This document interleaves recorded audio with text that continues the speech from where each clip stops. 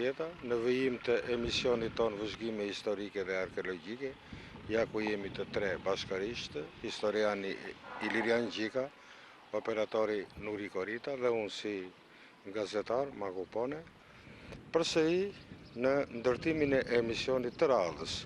Këtë radhë let në e thot vetë profesor Gjika, cili do tjetë itinerari ynë. Itinerari ynë do tjetë Fier Seman në kërkim të gjurmëve të vjetra të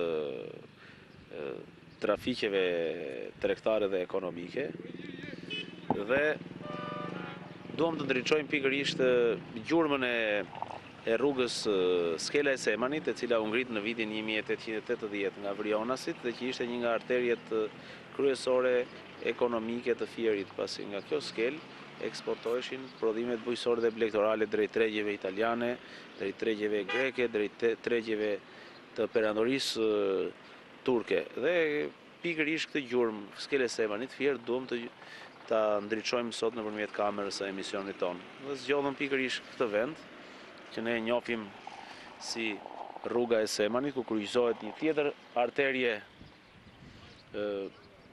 e transportit, po kjo tashmë një arterje e re për Shqipërinë, gati 50 vjeçare, që është hekurudha shqiptare ose segmenti i hekurudhës Fier, Ballësh, Vlorë. Dhe është e çuditshme që pikërisht këtu në këtë rrugë, që të gjithë siç e thash ne e quajmë rruga e Semanit, për arsye sepse këtë përdorim pati dhe nga fshati Seman, por dhe nga plazhi Seman i frekuentuar ai shumë nga pushuesit fierak.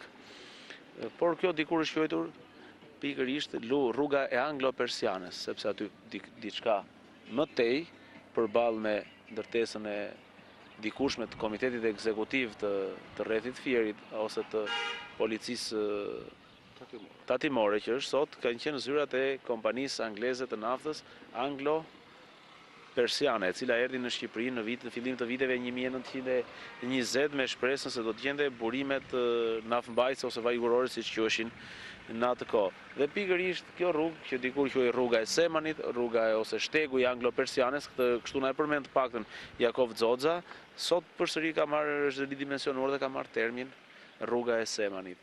Dhe pikërisht kjo rrugë që pak a shumë kalon në gjurmën e rrugës antike Apoloni Adnovas, që ka qenë stacioni i parë i kësaj rruge, Fieri antik, një vend pushim i vogël i kësaj rruge, mendojmë që ta ndriçojmë sot në itinerarin e lëvizjeve tona.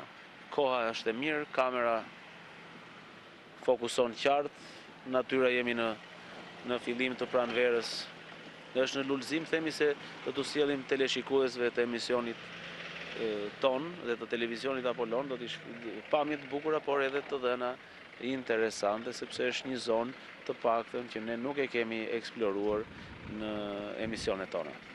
Atëherë të paktën i lirë, kur kemi ndërtuar emisionin për rrugën e Ignatia, që kemi qenë deri në Roskovec, e më përtej, me që ndodhemi këtu, atëherë është përfytyrimi ose mund tjetë eksakte e sakt që pikërisht kjo këtu ka qenë rruga që do të vinte nga Apollonia e do të shkonte në vijim, apo mund të ketë në një hipotezë tjetër? Paka shumë këtu duhet të ketë kaluar rruga e famshme, e cila nëpërmjet Apollonisë kalon dhe kodrat e Radostinës, kodrat ndoshta dikut jo të Vadizës, po kodrat e Radostinës dhe dilte diku këtu ose pak më tej, pak më në jug të qytetit sotëm të Fierit dhe kalonte Gjanicën pikërisht në vendin ku është ura e sotme, sepse brigjet e Gjanicës janë të larta dhe Gjanica nuk ishte mundësi që të kalojë në tjetër vend. Nuk të lejon që të hedhësh një hipotezë. Vetë konfiguracioni i relievit tregon që segmenti ku shtrihet qyteti Fierit, ku kalon Gjanica në qytetin e Fierit, pikërisht aty mund të kalojë Gjanica. Nuk besoj që të kaloj me va, në va ajo kalohet gjatë verës, por gjatë dimrit, natyrisht, ajo do të kishte patjetër edhe një urë. Ne kemi thënë dhe herë të tjera në historinë e Fierit që në vitin 1777, kur Ahmet Kurt Pasha, kreu i Pashallëkut të Beratit, që kishte në zotrim dhe nahijen e Myzeqes dhe Fierin, vendosi të ndërtonte një urë, mjeshtrat, murator, ju ankuan se në vendin ku ai kërkonte ta ndërtonte urën, pra në vendin e urës së sotme, tek banka e vjetër, pra tek kisha e Shënqergjit, ose siç i themi shpesh edhe ura e spitalit, sepse po ta kalosh ato do të shkosh tek shërbimi ambulator dhe mjekësor, i bën pak rezistencë kurthpashës, për arsye sepse kostua do të ishte e madhe, po dhe mundimi i tyre në kushtet të teknikës saj kohe do të ishte i vështirë. Dhe ju ankuan me fjalën, pasha përse ta ndërtojmë urën këtu, dhe të mos e ndërtojmë diçka më poshtë, aty ku është ura me shkallë, sepse dhe relievi ishte më i ulët dhe më i favorizuar për ndërtimin e urës. Dhe gjanica mund të evitoj shtrati i saj që të hidhej gjurma e këmbës. Ai vendosi vetën dhe tha, këtu do të ndërtojmë urën, sepse këtu ka qenë dhe ura e dikurshme. Pra bëj fjalë për urën romake dhe mendohet që duke ju referuar pikërisht kalimit të urës, të gjurmës së rrugës Egnatia tek e famshmja ura e sotme që është dhe ura më e vjetër ose vendi i urës më të vjetër në Fier, pasi dhe ajo urë ka një histori tjetër që shhetur në erë nga gjermanët dhe jo në 15 tetor, siç bëhet gabim për çlirimin e Fierit, sepse dikur festimi i Fierit është çliruar në 18 tetor. Dhe këtu ka një ngjarje që ne duhet ta ndriçojmë në emisionet e ardhshme, ku në emision të fusim dhe aktorë të tjerë pjesëmarrës në ato ngjarje, njerëz që din diçka rreth këtij problemi që është ndruar diku në fillim të viteve 60, sepse edhe shkolla e parë e mesme e përgjithshme në qytetin e Fierit është quajtur 18 tetori, jo 15 tetori. Vallë ta njerëz nuk e dinin, megjithatë ky mbetet një emision televiziv të ardhshëm, të mos zgjatemi për këtë, por duke ju referuar pikërisht pyetjes tuaj, mendoj që gjurma e rrugës Egnatia ka kaluar këtu dhe përtej duke vazhduar në kurisë të kodrave futej në Apoloni. Ne pak a shumë do të ndjekim atë rrugë, atë linjë, sepse ajo kryente të njëjtin funksion. Qofse Apolonia kishte një port që me të cilin komunikonte gjithë prapa toka e saj, atëherë në pak a shumë ky port u zhvendos në fshatin Seman, disa kilometra më tej, dhe me këtë port në fund shekullit 19 dhe në vitin 1944, kur komunizmi vendosi që ai të mos funksiononte më, prapa toka e këtij rajoni komunikonte me skelën detare të Semanit. Atëherë edhe diçka fare shkurt, nëse neve po ndriçojmë, siç thua ti, për vit të ndërtimit të urës, të shekullin e 18 1777, ndoshta në atë kohë ka qenë e përfunduar katedrale që është aty pranë, katedrale Shënqergjit? Katedralja është e disa viteve më vonë. Siç duket pikërisht ura u bë vendodhje për katedralen. Domethënë atëre ura ndihmoi katedralin dhe jo katedralja. Dhe katedralja ura. Sepse katedralja ishte në funksion të një komuniteti të madh. Dikush në shtypin e huaj, një autor, një gazetar, një publicist shqiptar hodhi idenë që Fieri nuk ka ekzistuar sepse do të përmendej në 1835 në kryengritjen e Alush Frakullës, por kjo nuk është e vërtetë, sepse vetë ndërtimi i katedrales në fund të viteve 1700 tregon që nuk mund të ndërtohej një katedrale në një vend ku nuk mund të kishte një komunitet të madh që t'i shërbente asaj. Pra ndërtimi i katedrales dhe i urës janë të lidhura me njëra tjetrën dhe tregojnë që këtu ka jetuar një komunitet rural që do të bëhet piknisja e qytetit të ardhshëm. Pra ekzistonte një vend banimi rural, një fshat i madh, paktën siç dim nga të dhënat e Tekisë së Lenicës, Fieri i madh në brigjet perëndimore të Janicës dhe Shkoza në brigjet lindore të saj. Dhe nga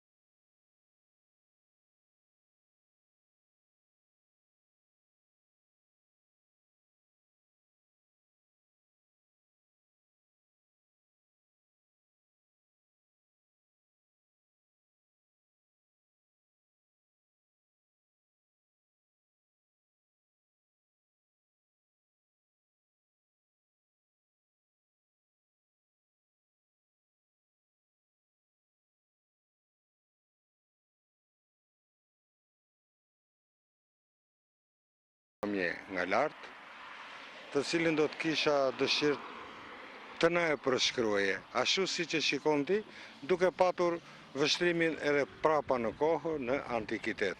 Jo, unë po në qesh fillimisht se tani po qesh sepse do t'ju shtoja pyetja, nuk ju thash pak më parë që dhe natyra sot është e bukur dhe qeshtë, vërtet. Jo, vërtet është që nga e bukur. Po në qoftë se Nuriu do ta fokusoj kamerën në drejtim të perëndimit, do të shofi kodrën e parë që është kodra e Apolonis 105 metër, kodra e Akropolit, të cilën e kemi trajtuar dhe nga tjetër pozicion, dhe kodra e Ullinjve, ku ndodhet bar restorant Reju ose shtëpia e Frëngut, që ne njishi. Atje ndodhet qyteti i Apolonis. Nga Apolonia rruga merrte shtëpinë e kodrave, ja ku duket dhe shkolla e Radostinës. Vazhdonte përgjatë kodrave, kodrat që kemi ne përballë, dhe diku mund të futej aty ku ndodhet Fier Çiftçia dhe priste. Dikush mendon që ajo priste diku aty në kodrat e mbyetit, por mua nuk ma merr mendja. Unë them që ajo dilte në rreth të kodrës së Shkozës, pikërisht afër vendit ku ne ishim. Pra, rruga e Gnatia dilte nga Apolonia, dilte edhe njërë kodrat, kurizën e kodrave të Radostinës, Vadizës, dilte në Fier Çiftçi, te kodra e Shkozës, dhe aty kalonte urën e lumit Gjanica. Më pasaj kalonte përsëri në veri të kodrës së Shkozës, dilte aty ku është parku i sotëm, i Mallrave, ose ku ka qenë parku i sotëm, ke rotondoja, ku ndahet rruga e Beratit, dhe ndaj në dy deg, njëra merrte drejtimin e veriut për në Durrës, tjetra merrte drejtimin në Lindje, ku kalonte ashtu siç e kemi ndriçuar në emisionin ton, në Griz, në Zharrës, për të shkuar drejt Roskovecit, Urës së Kuqit, për të vazhduar rrjedhën e lumit Devol dhe derisa dilte në Topqias, unë e Topqiasit në Peqin, Klodianën antike, dhe që bashkoj me degën tjetër që vinte nga Durrësi. Atëre, po e shtroj në formë pyetje Ilir. Ndërkaq kemi edhe rrugët që vinin nga qytetet ilire, apo si Apolonia në rastin e Aurikumit, ose të zëmë dhe të Amandjas, rruga që duhet të vinte qandej, apo është diskutuar kjo midis nesh? Rruga që dilte nga Apolonia drejt, është rruga që shkonte drejt Levanit, Stefanit, antik, dhe vazhdonte ndoshta në trasen e sotme, aty ku kalon për të dalë në Mimifol dhe për të ndjekur kurizën e kodrave për të shkuar drejt Vlorës dhe më tej drejt Orikut. Pra mendoj se ajo rrugë ndjek gjurmët e sotme pak a shumë. Ndërsa rruga tjetër pastaj është rruga që do ndjeki gjurmën e Levan Tepelen, por jo në fush, rrës kodrave, nga Levani kalonte në Frakull, rrëzës së kodrave dilte në fushën e Cakranit, dhe vazhdonte më tej pastaj drejt Hekalit ose Bylisit sotëm. Dhe nga Bylisi drejt Antigones dhe luginës së Vjosës dhe Drinosit. Atëre, duhet menduar që lidhja midis dy qyteteve të rëndësishme, Apolonis dhe Orikut, bëhesh midis tyre, apo ndërkaq Oriku do të lidhesh me këtë rrugë nëpërmjet Apolonis, për të patur lidhje tregtare? Kjo është rruga me prapatokën lindore dhe veriore. Në jug rruga kalonte në drejtim të, siç do të kalojë gjurma e autostradës, në Pojan, Levan e më tej drejt Vlorës. Atëre, lidhja për më në veri, ta zë me dy rahë. Bëj me këtë rrugë që ne po kalojmë, po prekim këtë gjurmë. Atëre do tjetë për gjurmët e kësaj. Po. Në rregull. Atëre ne do të vijojmë nga ultësira, këtu jemi në një lartësi mbi një terracë dhe do të vijojmë pak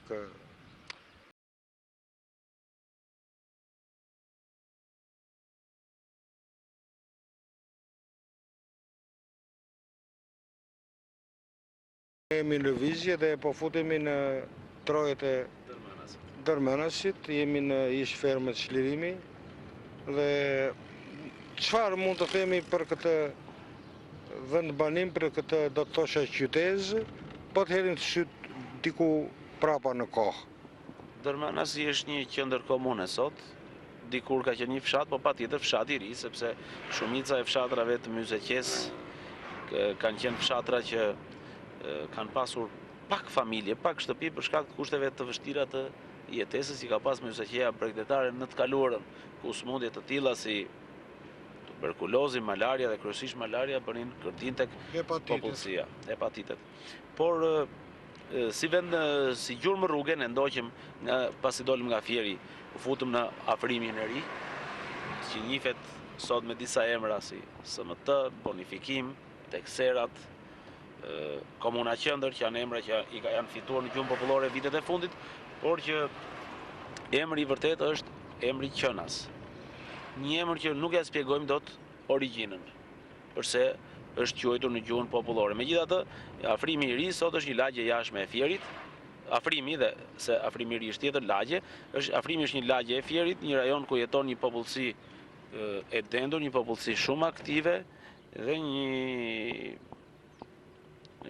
një vendbanim që ka tendencën për të zgjeruar me migracionin e brendshëm. Ndërsa vendbanimi i dytë ishte ferma, që dikur është quajtur ferma çlirimi ose çlirimi, thjesht ku ndodhet e shkolla e mesme bujqësore Rakip Kryeziu, e para shkolla e mesme në rrethin e Fierit. Vendbanimi tjetër është Dërmënasi, i cili është një vendbanim fushor dhe është dhe qendër e komunës së Dërmënasit, e cila ka në administrim në territorin e saj edhe parkun arkeologjik të Apolonis. Mëtej rruga vazhdon 200 metra më në perëndim, rruga degëzohet në dy drejtime. Drejtimi në të majt merr drejtimin e Pojanit, të Avaleasit, të Kryegjatës dhe të Sopit, për ata Apolonis, me pak fjalë, ndërsa drejtimi rruga drejt të çon drejt, vazhdon drejt skelës së dikurshme të Semanit, ose disa vendbanimeve të cilat do t'i shohim më vonë. Ne afërsisht do të thoshim që jemi në një zonë turistike, apo jo? Pavarësisht nga distanca. Kemi parkun arkeologjik dhe kemi dhe zonën bregdetare që ka resurse të tjera. Tani e kaluam kthesën e Apolonis dhe futemi në fshatin Hoxhar e vjetër, shtëpitë e para të këtij fshati, dhe në fund në dalje të fshatit Hoxhar, rruga ndahet në dy degëzime të tjera, të cilat t'i shohim pak më poshtë kur të shkojmë aty pranë. Ili përsëri përballë na del Apolonia. Domethënë më kujton atë mendimin që nga të gjitha anët vështrohej edhe kur ka lindur mendimi i këtij qyteti antik. Prandaj dhe ai e quajti qytet i madh edhe hierënd. Siç e tham dhe pak më parë, këtu jemi në dalje të Hoxharës së vjetër. Domethënë nëse kamera do të fokusoj në drejtim të lindjes, kjo është rruga e drejt deri këtu, rruga që këtu ku jemi ne dhe deri atje ku nisëm emisionin tek Kuruda është shumë e drejtë. Sigur ka shtruar dikush një fije peri. Ja ku duket edhe shtëpitë e fundit të Hoxharës. Atje te është Radostina.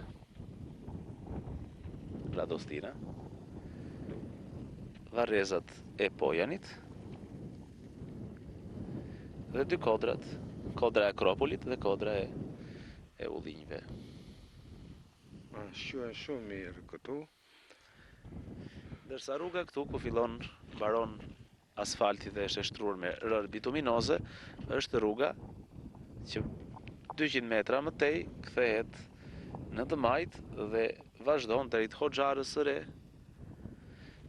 Shënpjetrës së famshme, dhe më tej drejt fshatit të Povelç, ku ndodhet dhe plazhi i Povelçës, ose siç u quajt i Dardhës së Zezë, për shkak të popullsisë që u ngulit diku nga mezi i viteve 1980 nga shteti monist, asaj popullsie që u zhvendos nga zona e Gramshit në rrjedha e mesme e lumit Devol, ku do ndërtoi hidrocentrali i famshëm i Banjës. sepse emri vendas është Povelç, po emri i dytë që e fitoi kjo zonë nga kjo zhvendosje demografike u quajt Dardh Zez. Ne quajmë shkurt Dardh Zez, e kemi hequr atë dhën, po emri është Dardh e Zez dhe nga sa që kam lexuar unë, ky fshat Dardha e Zez e ka origjinën nga Suli i famshëm nga të larguar nga krajina autonome shqiptare e Sulit në Çamëri pas masakrave të Ali Pash të Pelenës.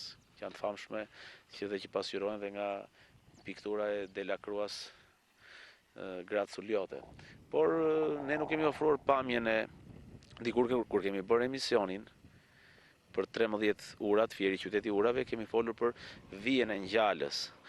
Dhe e çuditshme është se këtu ne këtë kolektorin e Myzeqes, që fillon nga Marinza dhe përfundon në jug të plazhit të Semanit, ose siç e kemi thënë dikur kanali, në këtë segment dhe mund ta shohim. Edhe emri është kolektori i Roskovecit. Kolektori i Roskovecit, sepse fillon aty në Marinës ku fillon dhe këneta e Roskovecit. Por në fije ne njohim vija e ngjalës për shkak të përjetimeve të gjuetisë së dikushme që zhvillonin qytetarët Fierak, ndërsa këtu e njihet me emrin Kanali i Madh. Shohim që është bërë një punë e mirë për sistemimin e tij në këto muajt e fundit. Po, me të gjitha është bërë një që do të nënvizuar të kënaqet syri, është bërë një pastrim, do thosha rrënjësor, mbasi këtu ishin si shtresat e akullnajave, shtresat e bitumit. Por shohim që prap ajo mbetet një zonë e nxehtë, pasi një pjesë e mbeturinave të hidrokarbureve të fushës na mbajt se patos Marinës vazhdojnë të derdhen këtu. Me gjithë punën e madhe që është bërë në drejtim të sensibilizimit ose të lobingut për të presionit që kompania Alpetrol të mos të reduktoj këto derdhje. Megjithatë shoh që aty ka dhe gjallësa, ka dhe peshq. Si duket dhe peshku duhet të fituar imunitet. Duhet të fituar imunitet. Është shenjë e jetës vërtet. Tash me që jemi në këtë zonë e lirë, do thosha ti vetë. Pak më tej ndodhet ura e Hamilit, në mos gaboj, në jug, duket në thellësi. Kanali është hapur në fillim të viteve 60 në mos gaboj, nuk e di datën me saktësi. Po, aty është. Dhe ka shërbyer për të mbledhur gjithë ka shërbyer si kanal i madh kullues për ujërat e tepërta të fushës së Myzeqes. Ura është ndërtuar pikërisht në fillim të viteve 60, sepse këtu kalon dhe rruga për të dalë në fshatin Seman dhe këtu është kufirindarës i komunës Dërmënas me komunën Topoj, që shpesh e quajmë dhe komuna Seman sepse qendrën e saj e ka në Seman. Dhe këtu kemi një sër vendbanimesh, një rrjet të dëndur vendbanimesh, siç është Topoja, është Sheq Marinasi, është Sheqi, është Fusha, është Semani, Semani i ri, Gjokallia, Kavakllia dhe Gryka, që është dhe fshati i fundit për të shkuar në Bregdet. Unë pak më parë desha të pyesja, pa e dua nga ty një rikthim në kohë në vendet e zhvillimit të ngjarjeve të dy romaneve të mëdha të Jakov Xozës, Lumi i vdekur dhe më pas Juga e Bardhë me Sopishtin. Domethënë, afërsisht ne mund të bënim një xhiro me kamerën për të kujtuar. Juga e Bardhë ai i referohet Pirganit. Pirganit nuk është që tjetër veç se emri i simbolizuar i fshatit Sop. Po, edhe thotë edhe Sopisht pasaj përmend. Ndërsa përsa i përket Lumit të vdekur, Lumi i vdekur zhvillohet në këtë zonë, ngjarjet, në zonën e Topoj, Seman, Gryk. Po, si shtrat Lumi, ne mund të ndalemi në hyrje të fshatit Topoj, domethënë atje përtej, dhe mund të shikojmë ndoshta ruhen edhe sot, së para një të pak në 20 vjetësh ruheshin gjurmët e Lumit të vdekur. Po. Këtu kjo zonë është bërë e famshme pikërisht nga romani i Jakov Xozës, Lumi i vdekur, dhe personazhet më tipik si shpiragajt që u shvendosën nga Griza në Gryk, Pip Kedhi, Koz Dynjaja, ai ka marrë pikërisht nga kjo. Nga kjo është, kuptohet, nga kjo zonë. Edhe njëkohësisht edhe te jugu e bardhë. Kiu Koroziu. I famshëm Kiu Koroziu te jugu e bardhë me shpresë me banor pikërisht të kësaj zone, të kësaj treve të Myzaqes, që është një nga nën zonat më jugore të Myzaqes, sepse përtej lumit të Vjos, pastaj vjen një tjetër nën zonë etnografike e Myzaqes, që është Myzaqeja e Vlorës dhe që ka ndryshime në të folmen, në kostumografi, ka ndikime më shumë nga Labëria. Gjithsesi ne krenojmë që një nga prozatorët më të mëdhenj të gjitha kohrave në Shqipëri kemi Jakov Xozën, edhe krenojmë kur shikojmë që pikërisht këto janë trojet që ata e kanë frymëzuar në kuptimin e toponimisë, po pastaj ka qenë vetë njerëzit të cilët ata e frymëzuan dhe të cilët ai donte dhe i njihte aq mirë dhe i donte aq shumë dhe të cilët gjithashtu e donin aq shumë. Dhe midis tyre ai zgjodhi dhe personazhet qendrore të veprave. Ndërsa për Lulin e Kripës nuk bëjmë dot fjalë tu, po kur të kemi rastin për të shkuar në Vlorë, do të ndalemi atje përsëri për t'i bërë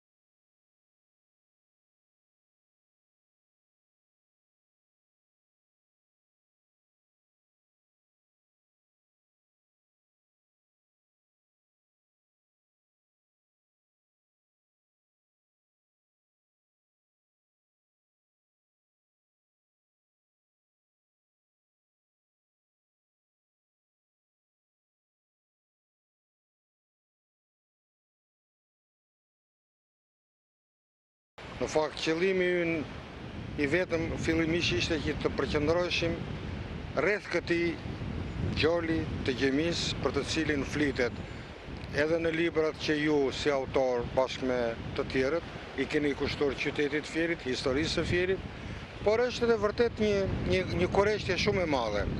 Sepse si që shikojmë ne këtu jemi gati në një det të hapur, ku nuk shikojmë në një gji qoftë edhe të vogël, përsëri lind pyetja, si ishte mundur që në ato kohra, për cilat ju do të flisni si historian, pas ka qenë mundur të hapet një gjol, një pikë e rëndësishme transporti. Gjithë ky gji i madh është gjiri i Semanit. Pak më tej në veri është kepi i Semanit. Ne nuk e shohim dot, por në qoftë se do të kishim mundësi që ta filmonim nga ajri, do të shfaqeshin vërtet pamje shumë të bukura, ose në qoftë se do të kishim mundësi në këto momente të punonim me hartë. Në hartë vizatoj shumë mirë kepi. Gjoli Gjemis është gjoli ku futeshin anijet e vogla. Do ketë qenë një gji ose një lagunë e vogël në këtë formë e brendshme. Ai ekziston dhe sot me emrin gjoli Gjemis, por jo në format pasi deti e ka mbushur. Kemi gjolin e Pashajt, kemi Laçaj që në latinisht do thot kënet, kemi gjithë ligatinat bregdetare, gjithë kënetat bregdetare që mbushen në dimër dhe zbrazen gjatë verës. Kemi godullën e Semanit, kemi grykderdhin e braktisur të Semanit e cila është vendosur më në veri. Pra kemi një konfiguracion shumë të çuditshëm të kësaj zone, por skela e Semanit ka qenë tjetër gjë. Skela ka qenë një bankinë druri e cila futej në det dhe anije të vogla vinin dhe shkarkonin malli që shërbenin për trafikun tregtar me Italinë, Greqinë dhe, siç e përmenda, dhe Turqinë. I famshëm ka qenë kali i Myzeqes që përdorej, kryesisht është përdorur për tërheqje. Shpendët, bagtit, vajullirit që vinte nga Mallakastra, biles dhe zhukat, përveç se prodhimeve tjera bujqësore dhe blektorale që janë eksportuar drejt këtyre tregjeve. Tregu u krijua nga Vrionasit, dhe aty kishte edhe një zyrë të rregull doganore dhe një zyrë policore. Por tregu u krijua diku në 1880-ën, ndërsa më parë ne kemi pasur një pikë tjetër tregtare, siç ka qenë Pirgu është lokalizuar në Dërmënasin e sotëm. Unë kam shkelur atë vend me këmbë deri përpara 30 vite më parë. Neritan Ceka jep gjurmët e një kulle peskëndshë që kishte mbetur nga qyteza e dikurshme, e cila përdorej nga raguzianët dhe venecianët për të bërë tregti me zonën e Myzeqes, ku meli, dritrat e tjera, gruri e të tjerë prodhimet bujqësore, lëkura, peshqit eksportoheshin drejt perëndimit, ku Raguza kishte edhe përfaqësuesin, sindikun e vet, por gjurmët e saj nuk gjenden sot. Dhe ajo është e futur rreth 6-7 kilometra brenda tokës. Kjo do të thotë që aty ka kaluar dikur lumi Seman, i cili është vendosur më në veri. Dhe pikërisht nëpërmjet skelës lumore të Semanit ka ekzistuar ajo, po themi, ajo pikë e rëndësishme e trafikut tregtar dhe detar. Ndërsa skela e Semanit kishte një specifik vetëm për qytetin e Fierit. U braktis nga shteti komunist në 1945, sepse nuk u interesonte që Bregdeti, nëpërmjet Bregdetit kishte kontakte me perëndimin. Izolimi i Shqipërisë ishte një tjetër etapë e errët e historisë së këtij vendi, e historisë së vendit tonë. Por sot po flitet për projekte të reja. Nuk e dim se sa të vërteta do t'jenë, po pjesë e historisë së kësaj zone dhe është dhe plazhi i Semanit, i cili nuk ekziston më për shkak të prishjes së raportit të detit me forcën e lumit Vjos dhe Seman, të cilat nuk e shtyjnë dot më detin siç i kanë krijuar këtë pjesë të Myzeqes bregdetare. Është deti, këtu kemi transgresion detar, është deti që përparon drejtim tokës. Ju jeni dëshmitar më i vjetër, por unë do t'ju kujtoj bunkerin. Mund të marrim dhe me kamera. Bunkerin. Operatori Nuriu po ne merr me kamera. Këto kanë qenë disa qindra metra largë buzës së ujit. Nuk mendohet. Përpara 2 vjetësh, këtu jam vetë dëshmitar okular, deti ka qenë 5 metra, bregu ka qenë 5 metra përpara këtyre bunkerëve. Ndërsa ai bunker atje, një bunker i madh, ka mbetur simboli i treguesi i transgresionit detar, i përparimit të detit në drejtim të tokës. Dhe sot plazhi Semani dëshmin që nuk ekziston më. Sikur të bëni një planimetri lirë që ti nuk ishe lindur akoma. Kur vinim ne këtu në fillim të viteve 60, ishte një lagje mund ta qunim, ose 2 bloqe banesësh të asaj kohe të zakonshme, por që ishi morie e kabinave, përveç se çfarë ngrieshin çadra nga qytetarët këtu në Bregdet. Do me thënë, nëse ne me mend të shikojmë atë pjesën e detit, aty është zhutur si një qytet që është zhykur, një Atlantidë e vogël është poshtë këtyre ujrave të detit. Atëherë nga i plazh i dikurshëm këtu nuk ka as edhe një gjurmë të vetme, nuk ruhet as një ndërtesë e vetme që të kujtoj që këtu para 30-40 vjetësh, mbas edhe më thellë ka ekzistuar. Plazhi i tillë. Po, tash po të rikthehemi në atë për cilën ishim duke folur, për marrëdhënie tregtare, në atë shkallë që njihen tashmë nga historia dhe ti je një ndër autorët që i ke studiuar dhe i ke nënvizuar këto të marrëdhënieve tregtare, si thush, në fillim ndoshta të shekullit të 18, edhe pastaj që u avancoi në vitin 1880, domethënë u futën 1880 rifilloi, po. Pasi vrionasit e morën në kontroll tregtin. Kemi dëshmitë e tij Durhamit për këtë gjë, por dhe dëshmitë të tjera të dokumentave të doganës, të zyrës doganore. Nga 1880 dhe më parë ajo nuk ka ekzistuar. Pirgu ka funksionuar deri me pushtimin turk. Turqit më pas nuk ishin interesuar të komunikonin me perëndimin, pasi ata ishin në luftë me mbretërinë e Napolit, me papatin, me Venedikun dhe izoluan, u përpoqën që ta izolonin Shqipërinë. Këtë fat patën edhe skelat e tjera doganore, si vregu në Shkumbin. Spinarica, të cilën nuk po e dokumentojmë dot se në ç'vend ishte në Vjos, në Zvërnec, në Poron e sotme, dhe ndoshta ka shumë mundësi që të jetë Porua e sotme, apo skelat e tjera të lumore në Shqipërinë e mesme, Shufadaja në Mat, Pirgu, Shirgji në bregun e Bunës, Kalaja e Bashtovës, që ishte një pjesë e rëndësishme e sistemit mbrojtës, ose Kalaja e Kepit të Rodonit, të cilat ishin të pambrojtur edhe nga artilleria detare e flotiljeve që kundërshtare, qoftë napolitane, qoftë papatit, qoftë venedikase, të cilat qoftë austriake, të cilat rivalizonin osmanët në Adriatik. Dhe unë hedh katërcipërisht poshtë tezën se Fieri ka ardhur nga emri Fiera Panajir. Do t'i rikthehemi pas pak, por unë doja të nënvizojmë diçka tjetër e lirë. Natyra e këmbimit të mallrave atëherë. Që na vinë mallra të hoja, pra po na vinë nga ana e pjesës lindore të Italisë, edhe po i presin ne këtu, domethënë nga ana si thuaç edhe ne këtu në perëndim, ball për ball po presim mallrat, edhe nën kuptojmë qoftë një pikë dogane, qoftë tregtar të interesuar. E para lidhet një me natyrën e mallrave dhe e dyta që është edhe e rëndësishme për të hedhur në një mendim për monedhën këmbyse, mënyra se si këmbeshin mallrat. A ekzistonte ta zënë të paktën këmbimi në natyrë? Jo, marrëdhëniet ishin marrëdhënie të zhvilluara tregtare. Përdorej lira turke, përdoreshin lireta italiane, drahmit greke, koronat austriake, shumë interesante. Përdorej biles, përdorej edhe dollari. Deri te dollari. Edhe dollari është përdorur si mjet këmbimi. Gjithsej janë përdorur 10 moneda këmbimi në skelën e Semanit dhe në marrëdhëniet tregtare në Fier.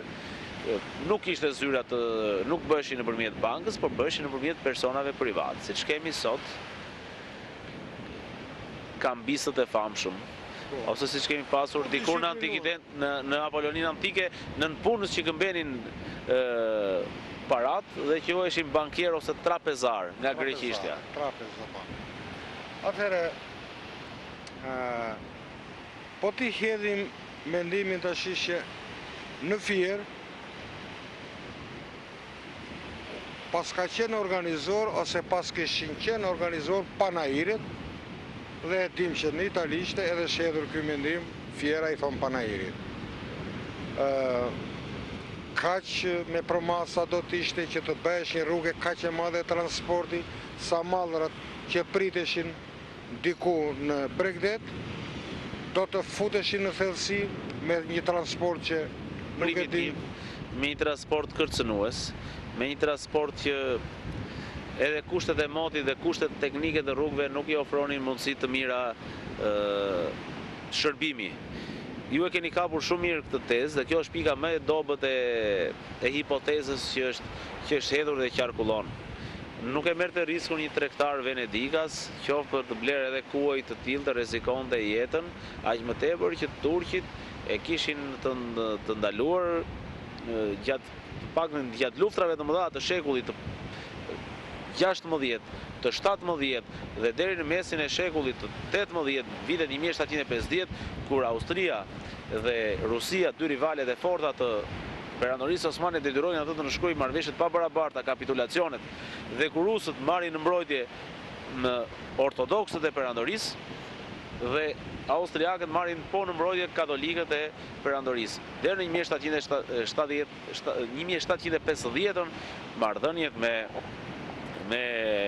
Perëndimin nuk kanë ekzistuar.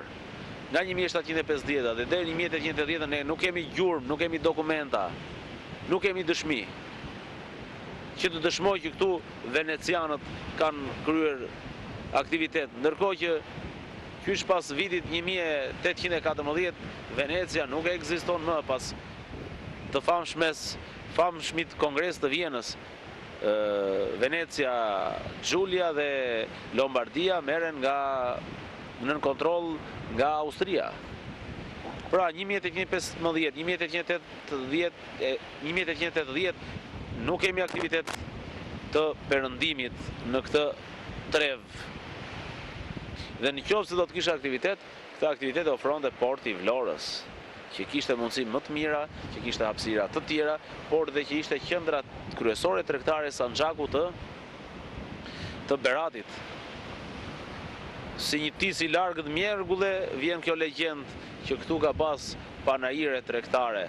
Dhe këtu dhe sot nuk mund të zhvillojmë panaire tregtare. Dhe në qoftë se do të rikrijonim një skel të tillë, pse? Sepse këtë gjë do ta konkuronte skela, nuk po themi skela, po pikërisht Vlora me pikat e saj portuale.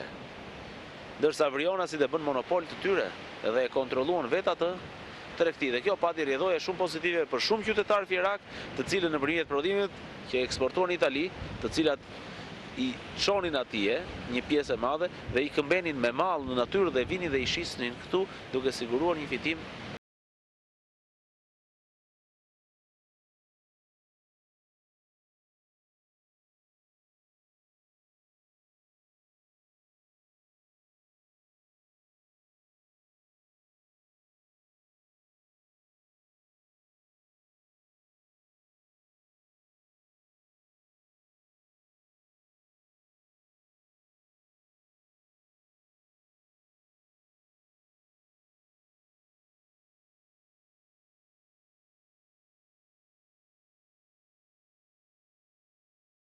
Temën të cilën sapo e diskutuam aty më përtej, i nderuar Ilir, do të thosha që edhe në rast se do të ishte nevoja për çeljen e një panairi, që po e quajmë në këtë rast fiera dhe po dalim te fjala fier, atëherë shumë mirë mund të bëhej diku këtu afër, ku njerëzit do të sillnin kafshët pranë Bregdetit, ku do të sillnin lëkurët, ku do të sillnin ullirin dhe nuk do vinte blerësi i mallit, që mbasi të kishte bërë rrugën përmes një deti shumë të vështirë, të gjente një transport edhe për unë nuk e di me se do ta çonte mallin e me se do ta merrte ai, përveç se qerrës dhe karros që mund të kishin atë kohë. Atëherë përsëri më ngelemi habitur nga këmbgulja për thënë që dikur këtu në Fier ndërtoi hapeshin panajire dhe tepër që Fieri është shumë larg Bregdetit, është 18 kilometra dhe kjo largësi ka qenë e Bregdetit. Për mua është e pamundur. Unë mendoj se emri Fier vjen nga bima e Fierit, ndoshta edhe nga ajo tezë e tretë që mund të lindi që dikush thotë e argumenton nga bima e ferrës, por sido me qenë ka origjinë bimore, florale. Dhe unë këtë tezë e konsideroj të mbyllur tashmë.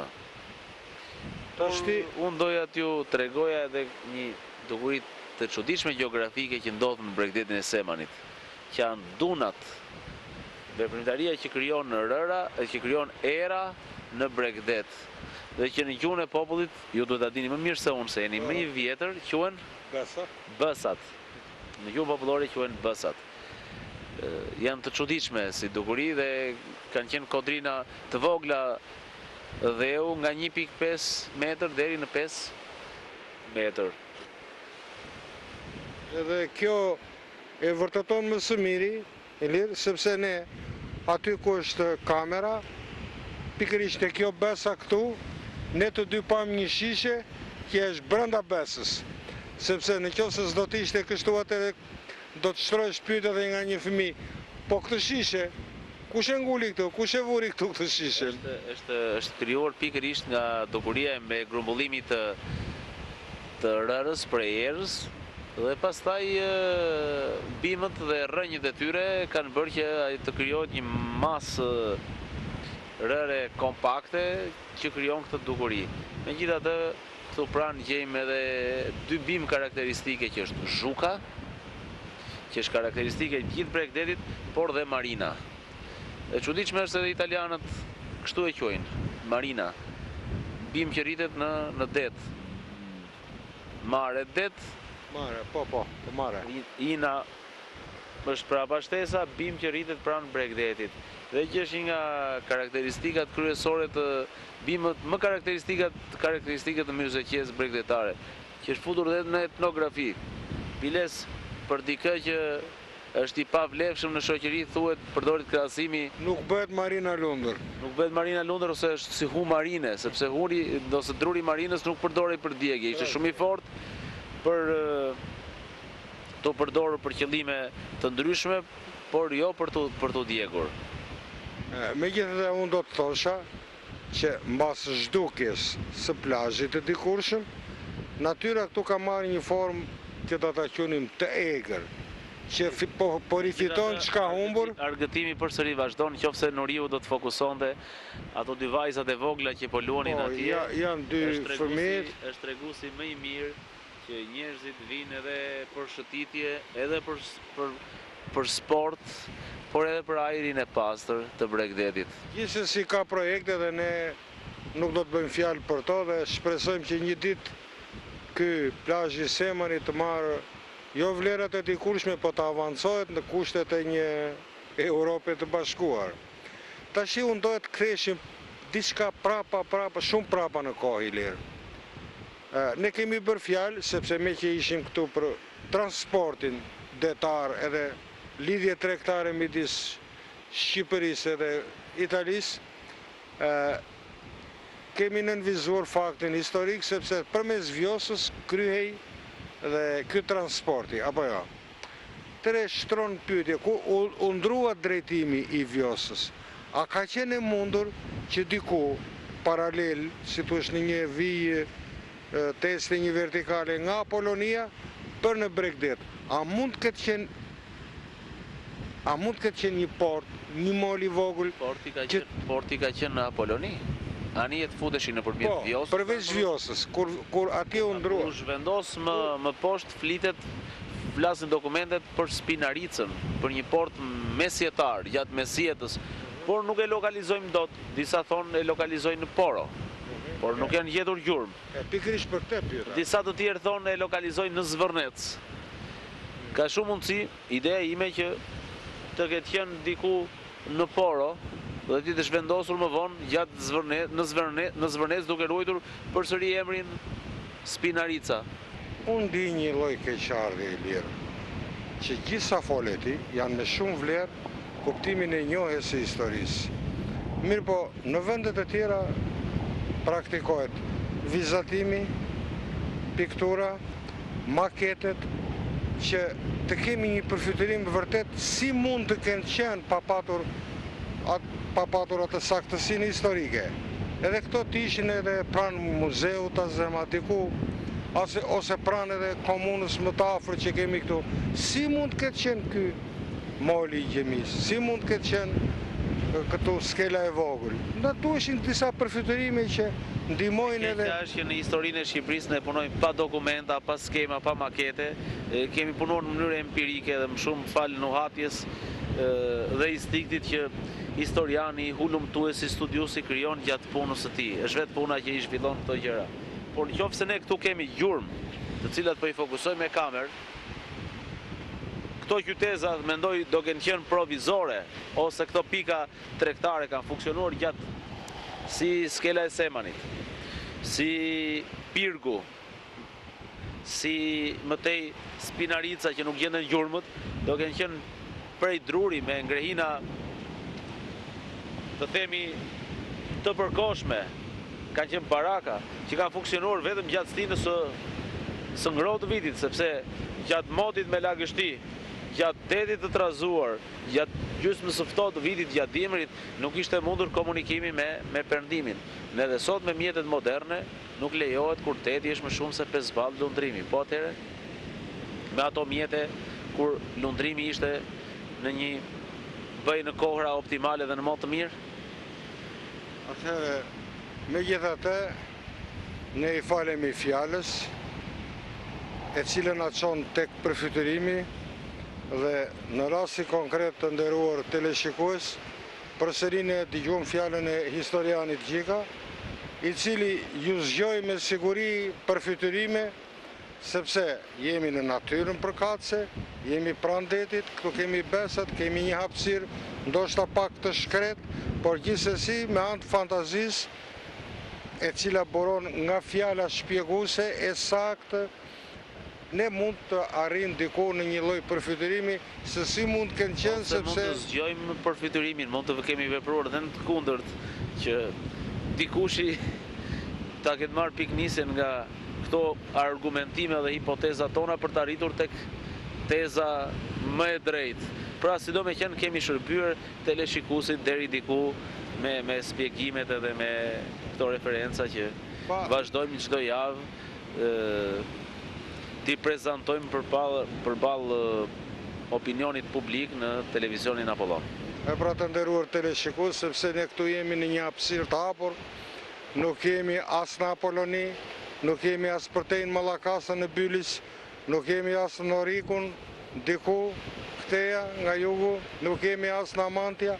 Megjithatë, fjala, shpjegimet bindse dhe plot fantazi të historianit na bën të mundur që ne të rikthehemi prapa në kohë për të dhënë një pasqyrim diçka të saktë të transporteve që nga lashësia në hyrje të emisionit e deri këtu në Bregdetin e Semanit, dhe mendojmë se gjërat të tilla janë me vlerë, sidomos edhe për brezin e ri, për adoleshentët, për fëmijët e shkollave, që kur të kenë orë të historisë të dinë që kanë qenë në këtë jetë, në këtë botë edhe këto gjëra, që zënë gjithsesi vend në historinë e vendit, në historinë e Shqipërisë, po dhe në historinë e qytetit Fierit.